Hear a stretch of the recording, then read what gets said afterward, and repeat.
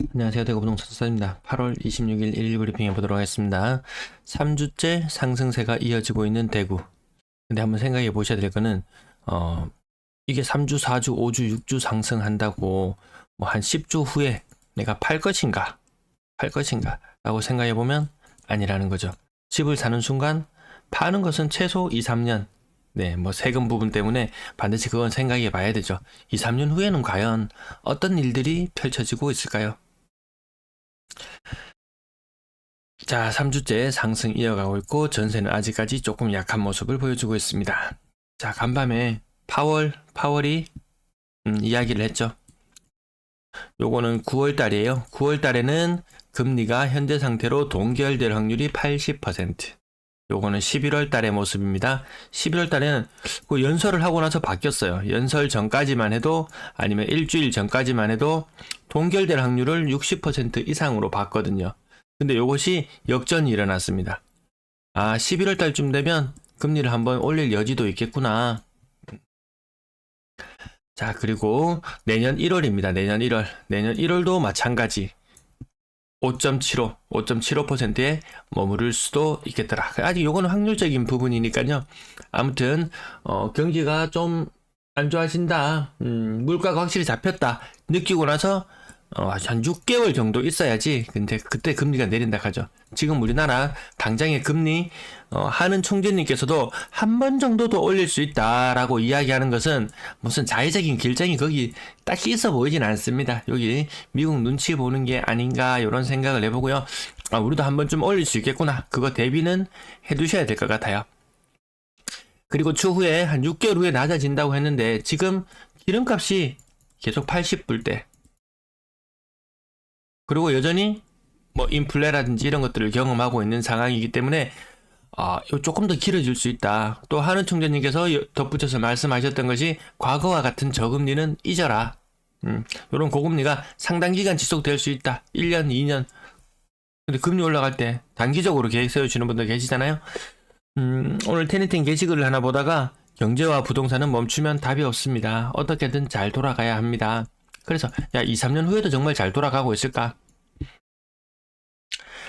올해 남은 입주 물량 아직도 엄청납니다. 8월 달부터 9월, 10월, 12월까지 입주 물량이 줄줄이 계속 있어요. 그 다음 24년도는 한 2만 개 정도 되죠. 그 다음 1만 개. 요건 제가 감산으로 대충 세워봤었는데 한 6천 개? 한 0.6천 개 됩니다. 24년, 25년, 26년까지. 요거 남은 물량 총 합치면 한 5.4만 개 정도 됩니다. 그러면 올해 남은 물량이 1.8만 개 정도 남았나요? 아직까지 지금 이제 9월달이 내일 모레인데 아직 입주 물량 많거든요. 일단 입주 물량 많아서 부담스러운 것은 내년까지. 그 이후부터는 시장 상황이 어떻게 됐냐? 인건비도 오르고 자재비도 오르고 건축비도 오르고 다 올라요. 안 짓게 되죠. 안 짓게 되죠. 그거 분양해서 성공한다는 보장이 크게 높지는 않을 거예요. 그 돈 막 7억 팔아가는 신축주택? 그거 아니더라도 집 많거든요. 그 반값만 줘도 대구에서 살만한 곳이 충분히 많이 있더라. 이렇게 되는 겁니다. 멈추면 답이 없습니다. 부동산은 멈추면 답이 없습니다. 아마 그 이후에는 물량이 작아져서 날아간다라고 하실 텐데 이거 건축 비싸서 많이 안 하게 되면 부수고 멸실 생기고 사람들이 이주를 해야 되고 순환이 계속 일어나야 돼요.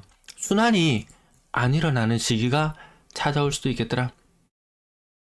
물론 이때 집값이 또 많은 큰 조정을 23년, 24년 걸쳐서 한 번 더 큰 조정을 거쳐준다면 다시 오히려 이것이 순조롭게 올라갈 수 있는 그런 계기가 될지도 모르겠지만 이 상태로 지금 가격이 박스권에서 머무르는 상태에서 한두 건이 삐쭉삐쭉 올라가는데 이것이 과연 지속될 수 있을 것인가? 매물 35,000개에 육박해 나가고 있습니다. 계속 전주 대비 계속 늘어나고 있어요. 전세 물량 줄어들었다가 오히려 늘어나는 것처럼 보이죠. 지금 전세 물량은 지금 이제 멈췄습니다. 아파트 최고다. 아파트 최고다. 빌라 안 돼.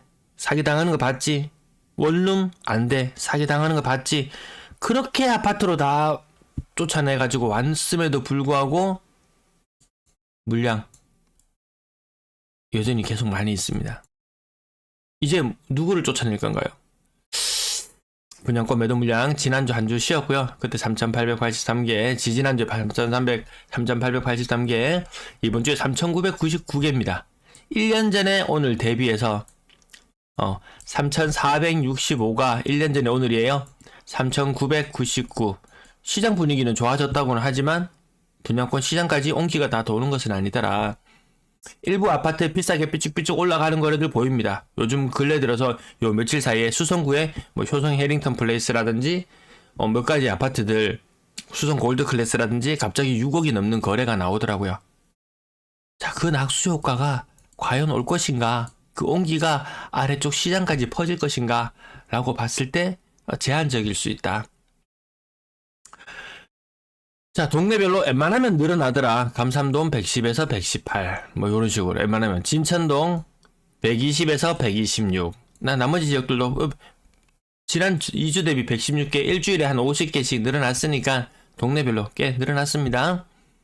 매수 심리예요, 매수 심리. 이번 주, 지난주에는 16, 17 그까지 올라갔었는데, 이번 주에는 10.9로 다시 팍 꺾였어요. 왜? 매수세가 없대요. 매수세가 없어요. 매물은 늘어났어요. 역대급 매물인데 매도세가 한번 견줘보세요. 지난 2월달, 1월달, 2월달과 견주어 봤을 때 그때보다 지금 매물이 홍수를 이루고 있거든요.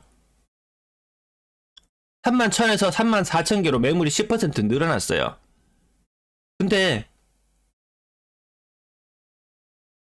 근데 이 매도세 높이를 한번 보세요. 매도세가 낮아졌다고 나오죠. 그래서 정확하진 않다. 어쨌든 팔려는 의지가 더 강한 시장. 이거 12하면 이거 사실상 시장 막 크게 의미 있는 그런 시장은 아니죠. 거래량 7월의 거래량이 1,900을 넘지 못하고 마무리될 걸로 보입니다. 근데 8월의 거래량은 그것보다는 조금 상황이 나아 보이긴 해요. 추석 연휴 엄청 길어지죠. 9월 끝자락부터 이어지는 그 추석 연휴 때문에 거래는 살짝 미칠지도 모르겠어요. 영향을. 지금은 6월달과 견주어서 비슷하게 좀 흐름으로 나아가는데요. 아무튼 7월달보다는 거래량이 조금 더 나을 수 있겠다라고 그렇게 바라봅니다. 그래서 가을장이라고 해서 뭐 대단하다, 뭐 가을의 전설이라도 쓰려는지 모르겠지만 그런 현상은 없겠더라. 수정 동일 하이빌 레이크시티 대형 평형 거래 있었고요.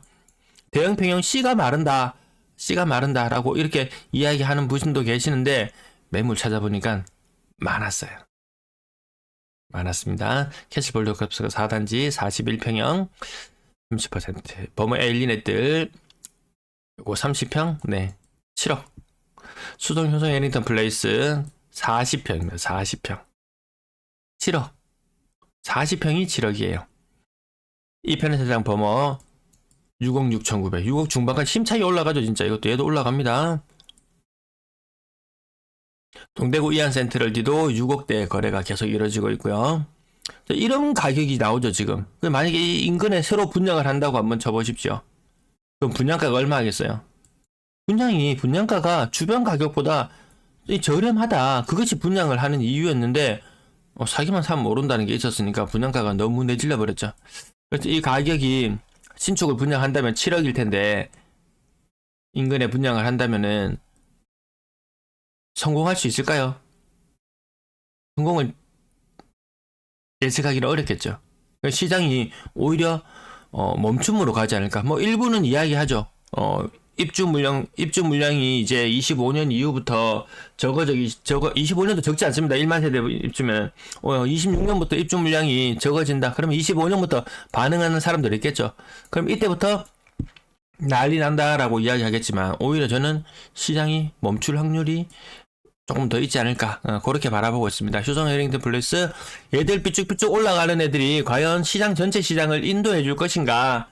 그러고 싶겠지만 그러려면은 엄청난 자금력의 힘이 필요합니다. 그 돈의 힘으로 미리 올리는 거지 심리도 물론 필요는 하겠죠. 근데 어제 DSR 제가 계산하는 거 보여드렸죠.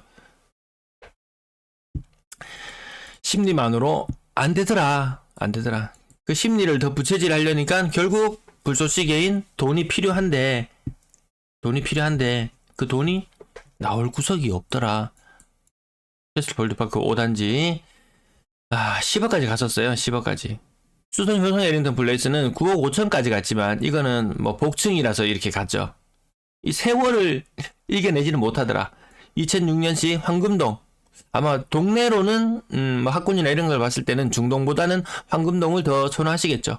와, 연식을 이겨내는 장사는 없더라. 월성 프루지오 40평 가격이 6억까지 올라왔어요. 6억까지. 이것도 많이 반등했죠. 근래 많이 반등한 거 느껴집니다. 월배 3점 그린코어 포레스트 5억 9,800. 요것 때문에 또 난리죠. 5억 간다, 6억 간다. 그러니까 일부 수성 월성 월성 특집 빨리 해드려야 되는데, 요 가격이 아주 인기 있는 지역들 6억, 국평에 6억 정도 한다. 그러면 좀 최신의 아파트들 자, 5억 9,800도 있었고요. 정원 우방 팔레스 30%, 35%, 네, 30이라고 써둘게요. 20%, 오페라 W도 이제 이거 거래가 보세요. 23년에 입주를 했는 아파트인데 거래가 이뤄지죠. 4억 8천, 5억. 이렇게 많이 지은 곳들의 힘은 별로 없더라. 야, 막상 지금 당장 들어가서 살려고 그러니까 좀 학교 문제도 걸리고, 내가 여기 시내 원래 사람 별로 안 산다 그랬잖아요. 중구 지역 뭐 이런 쪽부터 시작해서 고성동 1가 여기 뭐 축구장 그 건너편 동네되죠. 고성동 1, 2, 3가 있는 그 원래 사람 별로 안 살았거든요. 그 무슨 연고가 있나, 뭐 대형 마트도 있던 거 근처에 막 사라지기도 하고 좀 이런 일들을 겪었죠. 이안 동대구도 4억 6천까지도 가격이 올라와 있네요.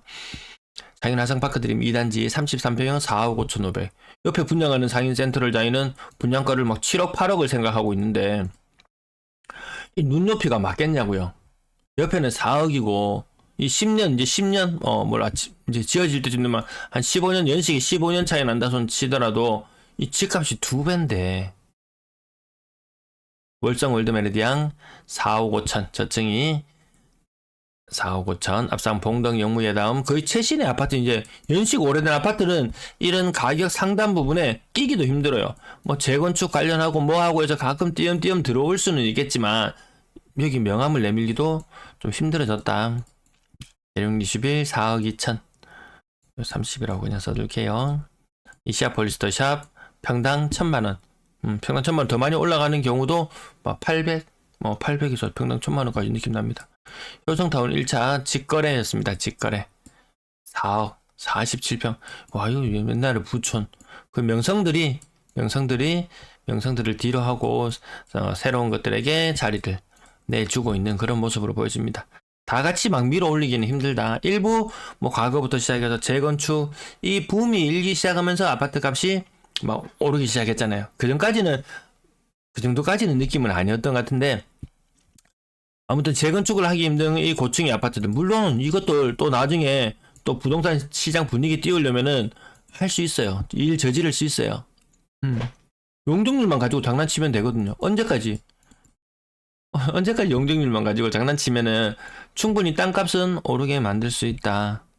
근데 누가 들어가 살지? 그 사업하면 성공할 수는 있을까? 요즘 사업 막 밀리는 곳들 제일 불안한 게 그거잖아요. 이거 성공할 수 있을까? 올베 힐스테이트 평당 1,000만원 조금 더 넘어가는 3억 6천. 신천자이 3억 5천까지 떨어졌어요. 거의 한 40% 가까이 떨어졌네요. 딱 보니까 저층. 딱 계산이 딱 섭니다. 이제 제 방송 계속 봐오신 분들은 대충 여기 숫자 내가 암산을 하고 있지 않더라도 대충 계산해주면 40 이상의 직거래. 뭐 다 저마다의 이유가 있더라. 가격들이 조금 싸 보이는 것은 싸 보이는 대로 그 이유가 있고, 저마다 이 이유가 있더라. 여기도 사람이 너무 많잖아요. 칠성동, 제가 또 자료 만들어 둔 곳이 칠성동, 침산동, 고성동, 그 권역을 묶어서 자료를 만들어 놨었어요. 청구 제네스 평당 1,000만원, 상인 푸르지오 평당 1,000만원, 이시아 폴리스터샵 평당 1,000만원, 제일 풍경채 센트럴 평당 1,000만원. 근데 왜 이렇게 비싸졌니? 좀 힘을 좀, 유가 쪽이 구지 쪽보다는 좀 더 비싸죠. 그래도 평당 1,000만원? 이 시내와 복무동은 약간 예각이라고 쳐도 상인 푸르지요? 이건 시내, 그래도 시내권이라고 봐야 되고, 완전 외곽권으로 봐야 되는데, 요 가격이 조금 비싼 느낌 있죠? 외곽 지역들은 평당 800만이면 웬만하면 요즘에 해결되는 곳들이 많이 있었으니까요. 아, 여기도 일부 올라가나?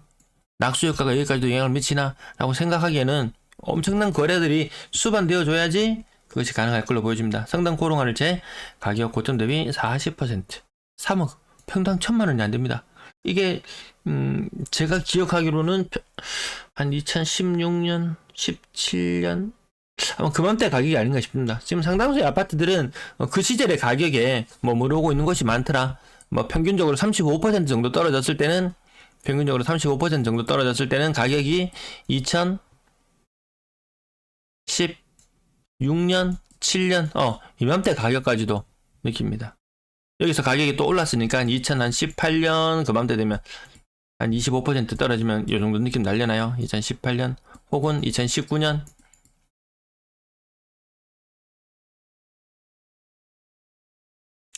제가 요 가격 조금 아랫부분까지 가지고 와본 이유는 다사 세천 제일풍경채 2억 9천 고층이고요. 그리고 이 편의사장 대구 금호지구 2억 9천 이렇게 나타났죠. 더 아래쪽으로 내려와 보면은 제가 브라운스톤 강북 가격 한번 보시죠. 25층이거든요. 2억 4,500이에요. 이제 아파트 한 10년차가 아직 되지 않았는데 좀 바깥쪽에 뭐 도로도 잘 뚫리고 근처에 보니까 좀 좋아지긴 하던데 좀 강 너머의 느낌? 제가 강 너머 맞죠? 시내권 사람의 눈에 봤을 때 2억 4천이면 거의 이거 아주 새 집입니다. 이거 10년차 안 돼가지고 새 집이에요.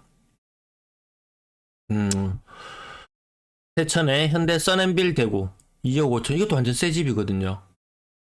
와. 건당거래대금 8월달 9월달 8월달 많이 좀 떨어져 있는 상태야. 좀 시간 지나면 조금 더 끌어올려지긴 할 텐데 많이 고가의 아파트들 거래되는 게 조금 뜸해진 느낌 들죠. 거래량은 살짝 꺾였다가 또 조금 살짝 나아졌다가 아니다가 근데 요때 보시면 2019년 9월에서 10월 뭐 요맘때 넘어갈 때쯤에 거래량이 폭발했었는데요. 요때 어떤 일이 좀 다운될 때가 있었죠. 거래량 2,000건 아래로 나올 때 있었죠. 요때 금리를 한번 올리고 부동산이 한번 조정을 거쳐 가나 했는데 여기 금리를 다시 한번 올렸다가 한번 더 올릴 것 같은 분위기를 잡았다가 안 올렸죠.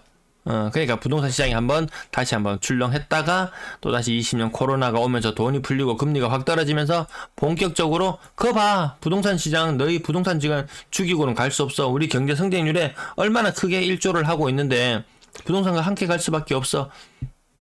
근데 웬걸 한 채 앞도 알기가 어렵더라. 3억 미만 비중 반반 정도고요. 비싼 아파트 사는 거 그전만치 안 삽니다. 그전만치 안 사요. 6억 이상 거래량 가끔 띄엄띄엄 5억 막 후반대 중반 후반대 머무르던 것이 6억 1억 삐쭉삐쭉 한 게 나오지만 대형 평형 머시기 이런 거 좀 이제 좀 거래 좀 될 만큼 됐죠. 숨통 그동안 많이 트여줬죠. 분양권 16건 분양권 거래량도 살짝 꺾이는 느낌 들죠. 거래량이 살짝 꺾이는 느낌 드나요? 전세 가격 가볍게 보시고 방송 시간 너무 길어졌습니다. 네, 뒷부분 2억 2천 이 끝자리 안 맞는 건 이거 뭐 공무원 임대 이런 것일 거고 새 아파트거나 사람들이 많이 몰려고 선호하는 곳이거나 그런 지역들을 제외하고 그 나머지 지역들은 조금씩 안 좋아지는 게 보여요. 그리고 새 아파트들 갑자기 전세 가격 막 3억 넘어가고 일부 반등하는 것처럼 보이는데 금리 여전히 높습니다. 금리 여전히 높아요. 저거 살려주기 위해서 뭐 전세 반 한 대 줄내주고 일부 해놓으면은 기존 임대인들에게는 그만할게요. 네, 주말 잘 보내세요.